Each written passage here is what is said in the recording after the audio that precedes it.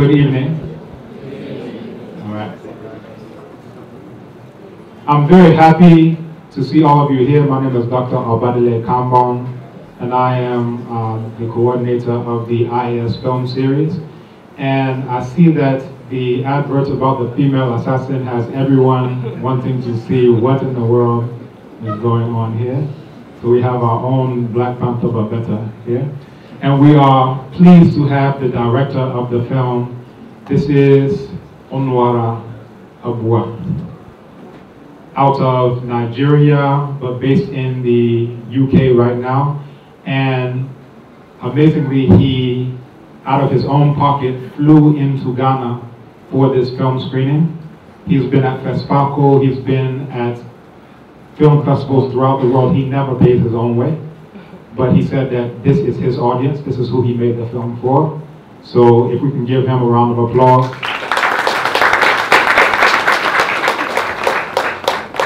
And tech issues have us running just a few minutes behind, but if he can say a few words, and then with no further ado, we are looking at the overflow. Now what we do in UGRC is that we get nice and cozy, and some of the students sit up front, some sit in the hallway. The other option that we have would be to have another screening, and we may do that either back to back or try it for tomorrow, but we'll work out those details. So with no further ado, we'll have Uche introduce the film, and we will start watching. Okay.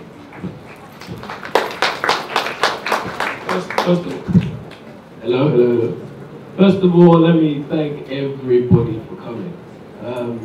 This film was made, we shot the film in 2015, and it premiered in 2016 and went all around Africa during various film festivals and cultural events. Now, fortunately for us, we made a film that we thought was a film for the African people, particularly the African youth. But for some reason, we never were able to capture that audience at the screenings that we went to.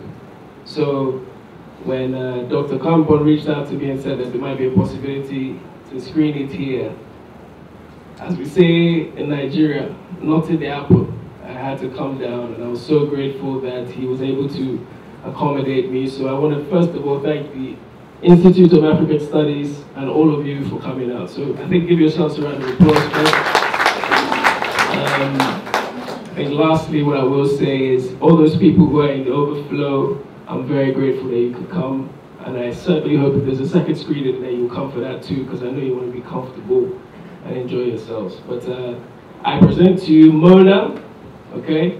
And I hope that you enjoy it, and I hope you stick around for the Q&A afterwards. So thank you very much. Thank you. And lastly, as we may see, there is a camera here. So being here, we are assuming that you consent to having your image and likeness as well as voice produced for the virtual realm. Thank you very much. Any history professors in here that can give us a history? I guess no. Okay. Uche Abuah. So basically, if you know anything about what they call colonization, the Portuguese occupied the territories that are known as Guinea-Bissau, Cape Verde, Mozambique, and Angola. Now, Uche Abuah was the leader of the uprising against the Portuguese in Guinea-Bissau and Cape Verde as well, Cape Verde. Now, he was a very eloquent speaker, very good writer. He wrote a lot of books and, some great speeches that really, if you're in this university, you really should find out more about. And anyway, he eventually started through peaceful protests and movements, and eventually led to guerrilla warfare. So I wanted to make a film about his life. Now I don't know if you saw that bit at the end, the caption. So in 1975, the Portuguese finally left Africa. Well, the army left Africa anyway. Okay, so they're here in other ways, but the army officially left and colonization ended in those countries in 1975. Now, Uche Abuah unfortunately didn't see his country liberated. He was murdered in Guinea. I hope you know where Guinea is. It's next to Guinea-Bissau. Okay? Now, Guinea had a leader called Sekou Touré. Does anyone know who he is? Okay, we'll get to somewhere. So Sekou Touré, there's a conspiracy about whether or not Sekou Touré was involved in his murder. So I wanted to make a film about him. Now, as far as inspiration, you see, I'm a filmmaker, and filmmakers often have no resources, because if you know anything about making a film, it's very labor intensive, it costs a lot of money, requires a lot of people. So you tend to look in your surroundings. Now, I personally, I live in the UK. I couldn't really bring a crew out to Africa and do a film. So I looked at my surroundings and I began to do some research. And if you know anything about the 1974, there's some key things that happened in Europe as well as in Africa. So in 1974, Europe started talking about this thing that is now called the European Union, right? Which Britain is going out of. And part of the dangling carrot was the Portuguese nations, which were basically a colony. You see, Portugal, when you compare them to the rest of the European nations in Africa, they really didn't have much. They were a colony of Britain, and it was said at the beginning of the film. I don't know if you guys heard that. I know there were some technical issues. Now, Portugal was basically, so the Portuguese Prime Minister, who was a dictator for a while, came to England. And that was actually a true story. All of that, when he came in, some of the things that were said, those were actually true stories. So when I found out that story, I found a way to link my own personal interests, let's say. You see, because if I was living in that time, I feel I would have tried to assassinate Portuguese Prime Minister. And that's the reality. So in terms of inspiration, it was a mixture of different things, wanting to do one thing, and then looking at how my surroundings impacted what I could actually do. So I don't know if that answers your question. Okay.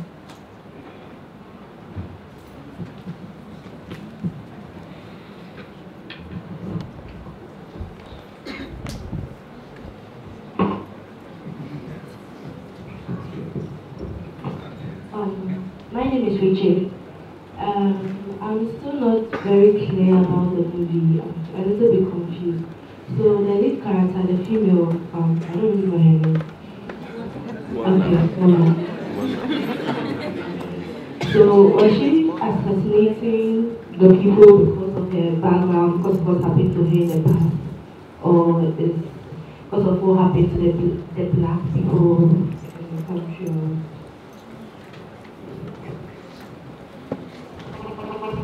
Thank you very much. My name is Akia. I'd like to find out if Mona was able or if she was successful in assassinating the Prime Minister.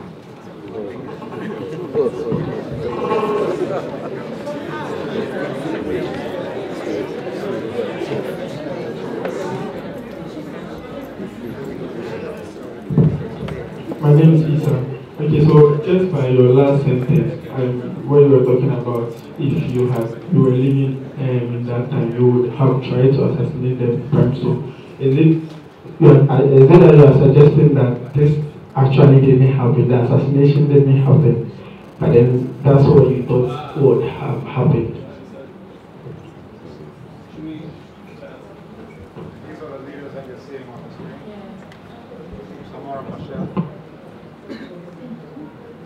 Okay, so this is what you were supposed to see at the end that you didn't get to see. Okay, first question. Okay, the lady there. Okay, so you didn't understand.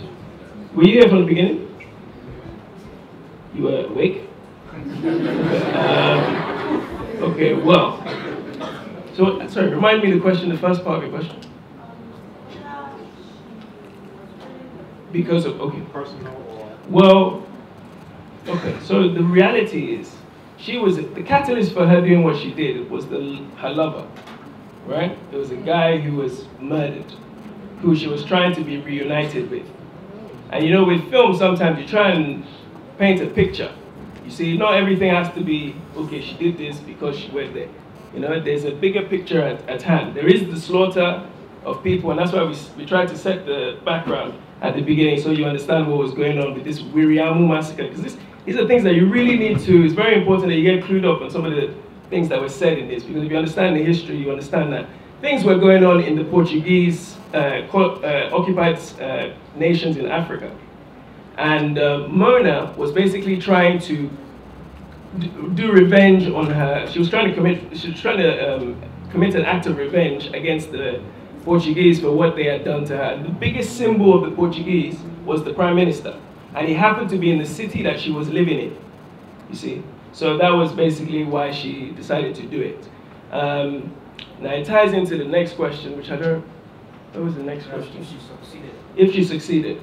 Again, I don't know whether people are tall and they're blocking people's views, but if you look at the end, there was a bullet hole in her head. So, I don't know if you saw that, you didn't. Okay, so this is Mona, by the way. This is played by, amongst other things, my wife. So, round of applause for her, please, if you don't mind. She unfortunately couldn't be here, so technology. Last question was, just remind me. Yes, okay, so, okay, best way for me to answer that question is, me personally, as an African people, I feel very bitter about what has been done to our people. And personally, especially if you look at the 1960s, 1970s, there was a lot of talk in radical circles about trying to do something about it. Black Panthers, not the Black Panther. Black Panthers, the Black Panther Party for self-defense. So what you had was people who were trying to physically do something and weren't necessarily successful. And so the point of why Mona wasn't successful at the end was to show that it could have been a possibility that this happened, but it would have happened behind closed doors and we wouldn't have seen it. And this is true of many things in history. You see, history is always recorded by the person who's successful. The person who wins the war is the one who writes down the history. So because many people were unsuccessful, the picture is always painted that this man came to England, was successful, left. But this could have happened. You see what I mean?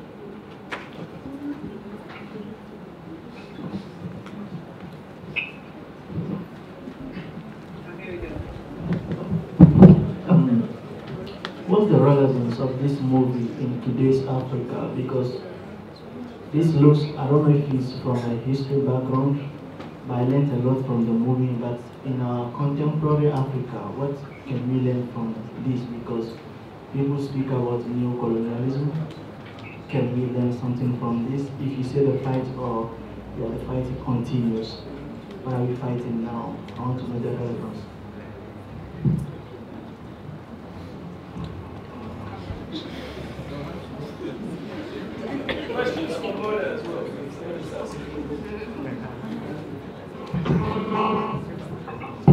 So, my name is Deladem, and I want to ask, why do you use love as a conspiracy theory for the murder, because with past colonial movies, you see people losing something really much, like they are killing their entire lineage, their entire family clan, they are doing so many things. So why is it just a boy, let me just call it a boyfriend-girlfriend relationship, and just the murder of one person could cause Mona to commit such an act? And there's nothing in the movie, I don't know if it was a technical thing, like a writing error or something, but Mona, after every exchange with the boyfriend, okay, just a paper letter, ends up burning the paper, okay, just because I was of the view that she doesn't want anybody sneaking up to her leftovers. So why did she particularly forget to burn the picture of the lady she took?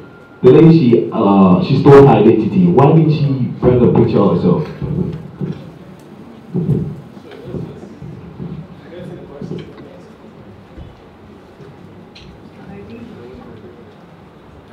Let me start with the last question, and then you might all have to remind me your questions again because my memory is.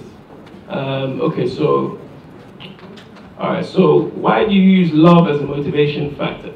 How many people have married in here, or have a boyfriend or girlfriend? Would you say that's the most important person to you? Okay. Now, also, you have to understand the context, and maybe this is. Are you a student? So, okay, maybe some of this is a little bit over your head at times because of maybe you don't really understand the context of what was going on at the time. So cell groups, you have these even now you have them, but technology makes it look like they're doctors and lawyers. But you had cell groups at that particular time who would commit assassinations. And you don't leave a paper trail. You're absolutely right, which is why she burnt letters. Now you have to also understand love and how love works. When love happens, you do irrational things. When things, you're smiling, I know there's a girl in your life right now. so when things happen in your relationship, you do irrational things at times. And somebody who's as careful as that can make mistakes. But these are subtle undertones of a film that if you understand characters, these are things that you could do. Question before that. Is the relevance, is that the question? Okay. How does this relate to modern day? I mean, if you know what's going on in Angola and Mozambique right now, in the same way the Portuguese left, they're coming back in different ways. If you look all around us right now, I think I can count 5 people, maybe 20 people at the most, who are wearing traditional African dress.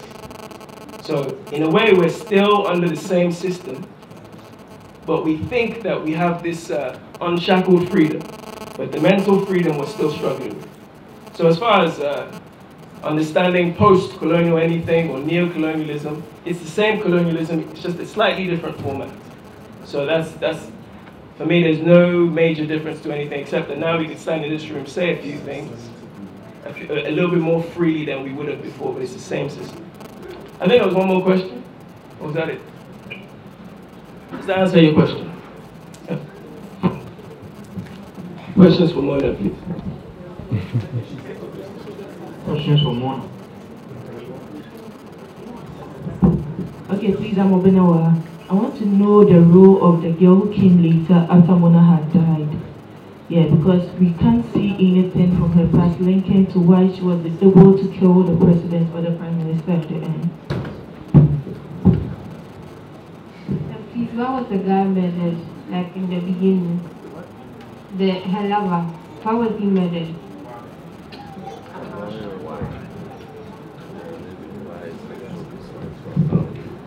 First question was the woman at the end. the woman at the end. Okay, you see her at the beginning in a very, what they call a montage. So I don't know, I wasn't here when that was going on, so I don't know whether there are any technical issues at that point. Sorry, that's my daughter, by the way. Sorry, say hi. Say hi. Hi. Why no? Okay. So it's all good, no problem. So basically, I forgot the question. You see my daughter, every time she comes on, they completely speak. It's love, my brother, you see. Sorry, just find the question. That's the woman at the end. Yes, okay, you see her very briefly at the beginning in what we call a montage. And I don't know if, I wasn't here, so I don't know if anybody else remembers seeing her. The bit where there was there's a flashback to like a rape in the, and you see her it's subtle, it's very subtle, and it's deliberately subtle. It's not supposed to be, this is the woman, so you see her face, so you remember her at the end. It's subtle. To answer your question about why, okay, I'm trying to understand. So why he was killed? Okay, they were trying to get information out of him. Okay. Now, if you remember the white man at the end, the one who was killed as well. So he was basically what they call a fixer. Okay, he was or tracker, excuse me. Tracker is somebody who goes and looks for people and has them killed. Again, they exist today. They may not they may not wear leather jackets, but they exist, believe me. So he was basically looking for this guy to get information in order to get closer. You see, because before any sort of political figure goes to a country, investigation and intelligence has to be gathered. Now, especially at this time, you have to understand this is the time when they call the Cold War. Anybody heard of the Cold War? I hope you all have. Okay, this is the Cold War period when all sorts of things were going on, and people were very skeptical about people called communists and things like that. All right? So anybody who opposed any sort of view, just like some people would assume we do it here in Africa, it was going on in Europe and the United States. So that guy was basically sent out to do intelligence, get rid of any potential damage, and then clear the way. So he killed that guy because he wanted to get information about Mona's character, which is why he showed her the picture. But because of love, he didn't tell her. He didn't tell the guy where she was. Okay, Mona question. Okay, so those of you who are here as students, I have a question for you. And my question is, are any of you inspired to create art in a revolutionary way?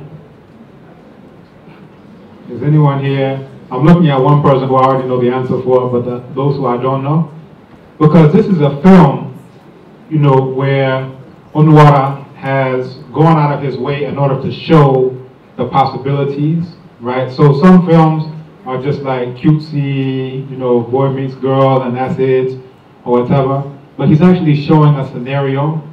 He's showing you something that can inspire you to fight for the freedom. So here we see Mona, the love piece is the key piece that sets her off, but you see she's already part of a revolutionary cell. You understand? She's already doing revolutionary work. That's how she has the contacts to be able to carry out the plot, that she needs the gun, she needs this, she needs that, she needs to get into the embassy. So she's already doing this revolutionary work. So what Onwara has done is actually shown through his art a deeper message, right?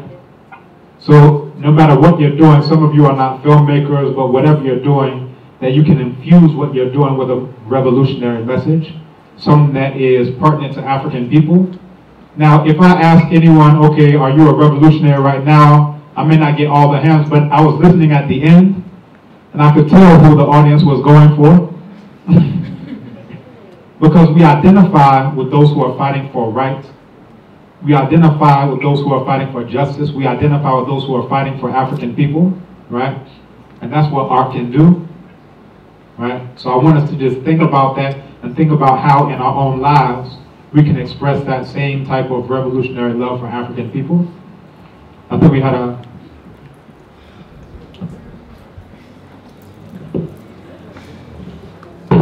So this is a question for Mona.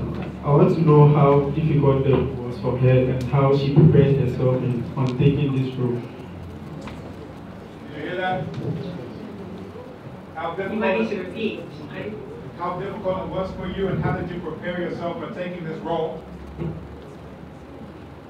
Oh. Okay, first of all, I'd like to say thank you for all coming to see this film. It's really... It's a big passion of myself and my husband, and I'm really proud to see that we've all come to see it and we're all interested in what we're doing. And so thank you for myself and my husband. How difficult was it to prepare? For me, when I was presented with the role, I generally didn't even know much about what was going on in, or what had happened historically in Angola and Mozambique. And so it meant having to do a lot of historical, going back basically and reading and you know, just understanding really the struggles of these people. Being of Nigerian descent myself, we sadly don't learn much about other parts of Africa. I don't know if anyone else has that same experience, but where we're from, we literally just learn about ourselves and no one else. So it meant having to see Africa with fresh eyes, and it was really quite tough because I'm a little bit ignorant actually, that I hadn't known anything about these people that are so close to us in proximity, and you know, these are our brothers and sisters, and to know that there was this struggle that I knew nothing about was quite humbling. So it was very difficult at first, but once I got a grasp of what these people had experienced and are experiencing, because it still continues, I had to make it personal. I had to become Mona and see her struggle, put myself in her shoes. As a revolutionary and also as a human, because it is a love story as much as it is all about revolution. So it was really tough. I'm not gonna lie, it was really tough, and also working for my husband and with my husband, who is so impressive and so his knowledge is so vast and so wide. So I really had to go far in order to impress him as well. Yeah, I think that yeah, goes to say it was not an easy task at all to prepare. Sorry, I'm fighting with the baby here. Can I just ask you all to give my wife a round of applause for her?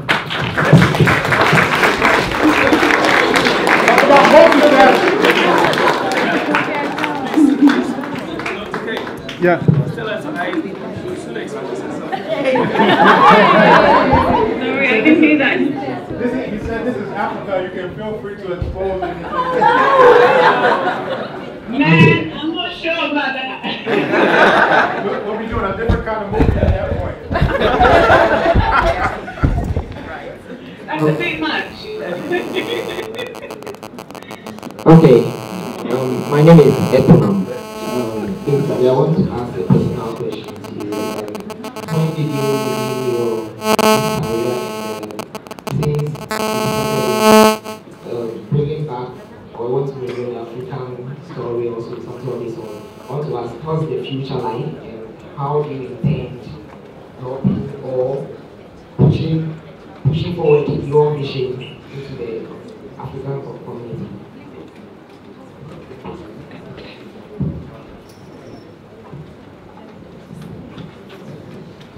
First, I'm Joshua. First of all, I want to say thank you for the opportunity to watch Money.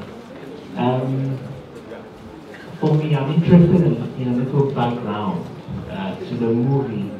I want to understand, of course, we know the setting is the UK. We want to know a little more about the characters in the movie, especially the whites. Were there people who bought into the idea, behind the movie, the drive, the whole Africa movement, or were there people you just picked because they knew how to act? Did you also face any major opposition while you were making the movie, from those around you? Because the environment was quite different. This was in Africa. When people got to know, did they think maybe you were telling a story way too radical? Was there some opposition you faced? Are there some other works you've done apart from this that we can probably go out and look out for? Thank you. I think the two questions are kind of similar. Okay, so let me try and answer both of them together. Okay, well, the first question the second question is how did I cast the film, basically? Well, I think primarily as a filmmaker, you want the best person for the job. So that's what you look for. And most of the time, if people don't buy into a script idea, they don't do it. Even if they're desperate for work. Also, I think, you see, this is an independent film. So we had no major funding from anybody. This came largely from bank loans and asking my auntie and my uncle to give me money. That's literally how, not just this, but most of my films have been made. And that comes down really to, everybody has a choice in life. You have a choice whether you want to tell a type of story that's close to your heart or you want to just make money from it. So I think with this story, I think it's clearly not something that Nollywood would love, or maybe even Hollywood would love, because of the messages that it sends to the people that finance films in bulk. So as far as opposition making it was the obvious. I couldn't get any money from any major company or film distribution company, sales company. But when it came out is when I saw the most opposition. So, okay, so I don't want to go into too much detail. I don't want to cry in front of all of you people, but the reality is we were invited to a film festival in Lisbon. Everybody knows where Lisbon is? Portugal. Portugal, okay. And thank God we asked. We were invited to a film festival in Lisbon, and in fact, we had been through many different film festivals across Africa. Across Europe as well, we went to Spain, we went to Italy, we went to Belgium, we went to Holland. Belgium? Yeah, thank you. We went to a few different film festivals. And there was one in Lisbon that we were invited to. Now the reality is, you see, when films like this, basically you have curators, people that bring films to different film festivals. And when they bring a film, it's up to a judging panel to decide whether that film is for them. So we experienced, even though we had been brought to it, and this also happened in London where I live. London Film Festival, the curator also wanted the film. And when it came time to it, all of a sudden it got shut down. And this isn't something I didn't expect. I expected things like this to happen. But seeing it for the first time, that's when I saw that, art is really something you have to be very careful about. It's very political. You have to be very sure about what you're doing. Now, the three. First, yeah, what do you see about the future? Okay, I mean, I'll tell you some of the stuff that I've done since then. So again, this film came out in 2016. We've gone around Africa with the film, thank God. But I think since then, it's been very difficult to finance another film. So I actually have more of an interest in, when you talk about going forward, I have an interest more about telling people like yourselves, giving them access to information and history, historical facts. So I actually began last year doing a series of documentaries. I went to Dahomey, which is modern day Benin, and I also went to Togo, and I did a documentary on Dahomey's, the kingdom that ruled from the 16th century up till the French came, and voodoo, what they call voodoo, the voodoo system, the spiritual system, which really, had it not been for Europeans, we would have all been practicing in some capacity now, which we've been made to believe is evil. So I'm all about trying to overturn things like that. Earlier this year, I went to Mali. I shot a similar documentary, which is part documentary, part animation, which shows a chronology of history from Mali over 1,000 years. The various kingdoms. I don't know if anybody's ever heard of kingdoms of Mali, the different kingdoms, Songhai. Okay. Hopefully in the new year, myself and Dr. Campbell will be partnering on another documentary, which probably will be a seminal work for both of us, about the African origin of ancient Kemet, which is regarded as Egypt. So these are some of the things that we're trying to do to influence people like yourselves. It's not always by entertainment, but we understand that that's crucial in order to keep you interested. So if you stayed to the end, I'm sure you were entertained. I hope. Maybe you may not have liked the ending, but the reality is you were entertained enough to stay and get a message out of it. And that's more important to me than anything else. And really quick, I've been told there are about 50 people outside who are very angry and they want the second showing. So I think we may have to allow them in. All right. So we'd like to thank all of you who have come in.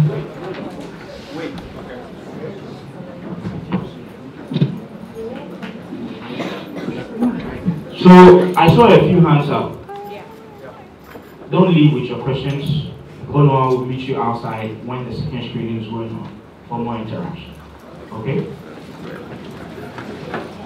And also a quick one, there's a banner up in front which has the film title on there. Please feel free to take pictures up in front and hashtag Mona Film Ghana on bbc.com as well as Twitter, Facebook, and comment. Thank you.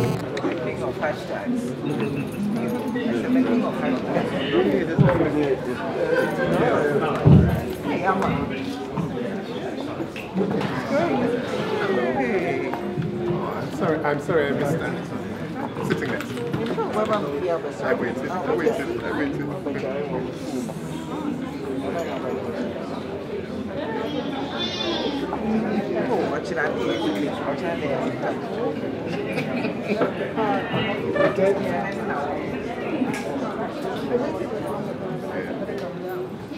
But you actually went to that's very consequential.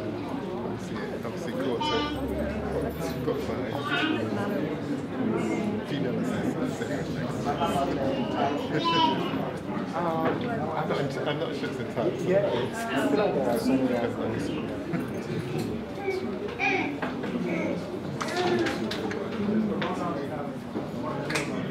Okay. You do another one?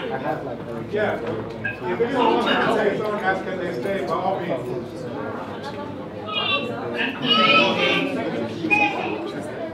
That's amazing. That's amazing. Where's my husband? He's gonna be okay. You're fine. I understand. I get it.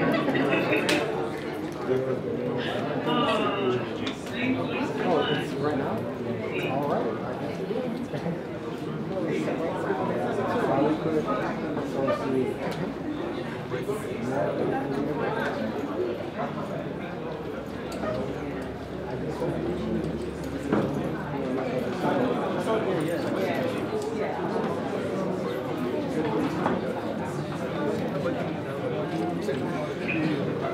Yeah, the ending was kind of the whole thing. So a woman from Canada. And I was like, that looks.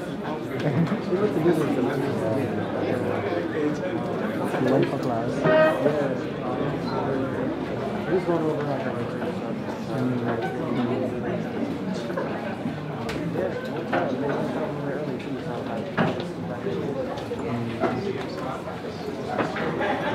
yeah, I really wish she could. The ending was like, yeah, it was quite intense. And listening to the room to like react to it was also very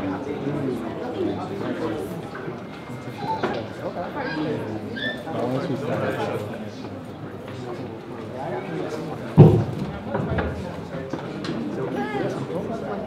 I know this is like I'm wondering what we did right, so we have to.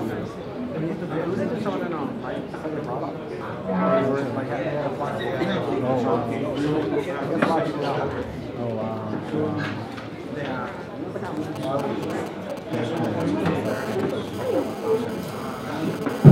Hello, thank you all for coming in. We'll be starting the film shortly.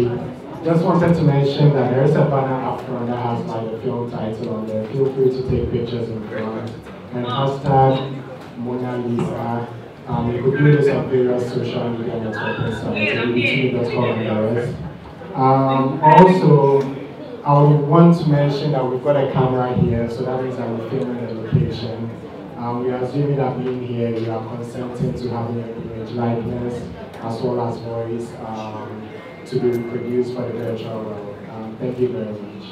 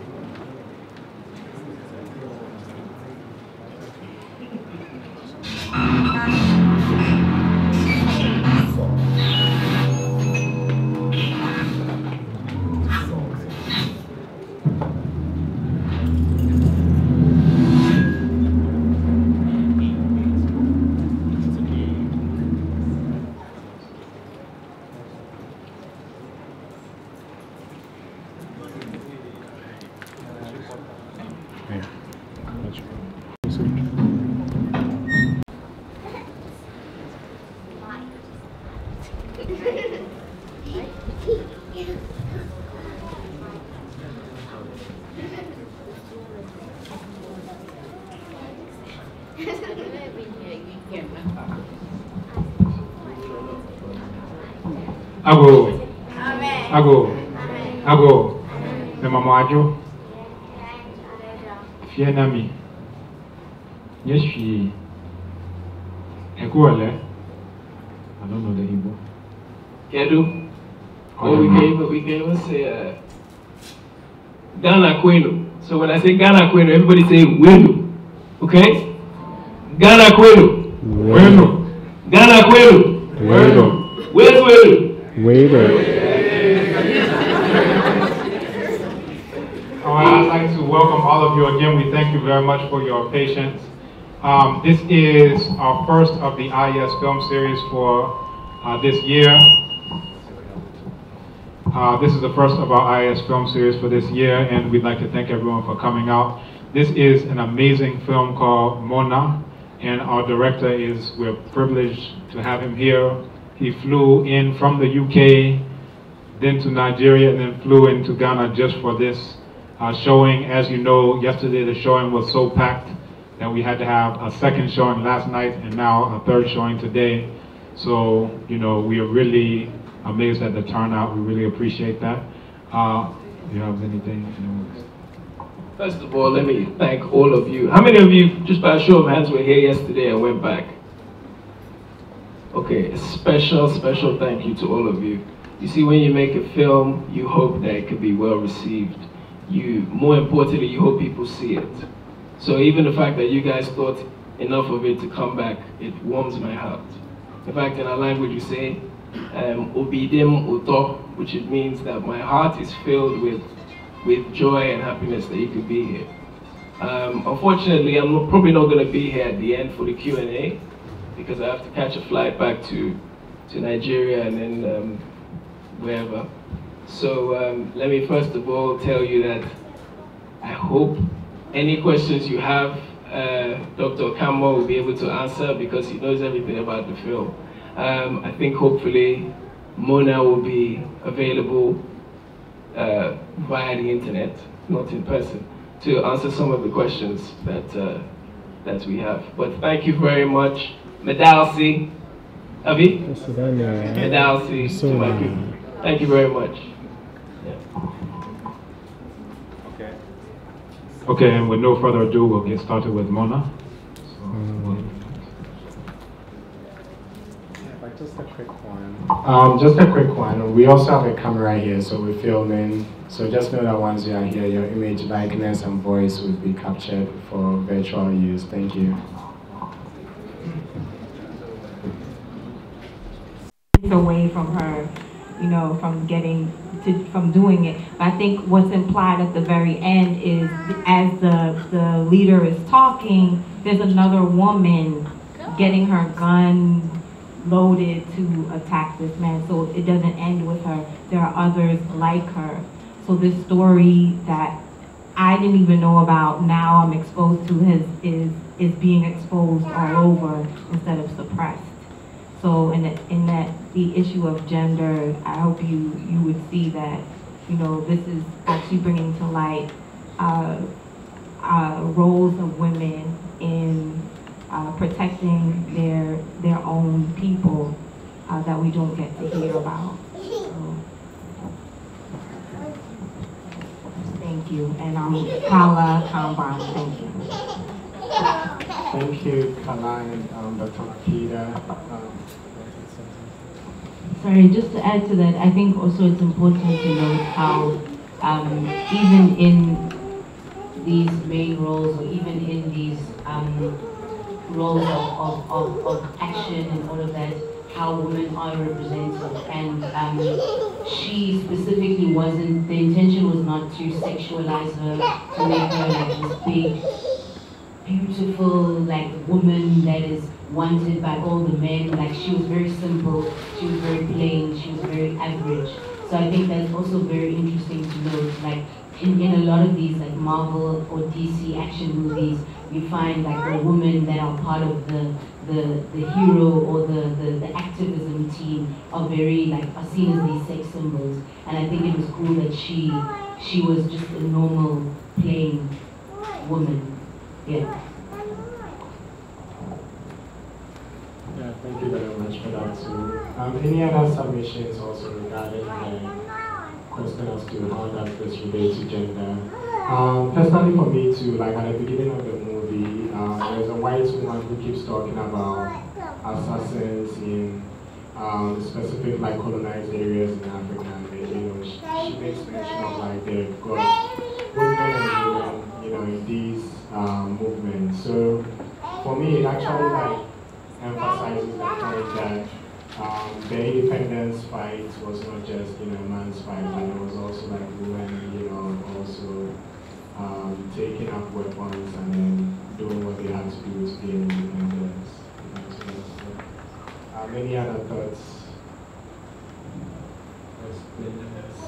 questions, if you want to say something to the director too, you know, we've got a camera rolling, so please feel free. We're definitely watching and, you know, yeah, I know he will feel happy.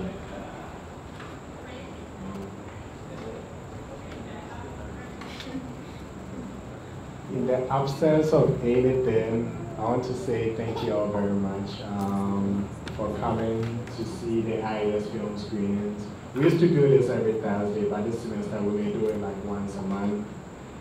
So please feel free to keep an eye out and then watch out for the next film that will be screening here. And definitely do invite friends and bring people to this place of knowledge.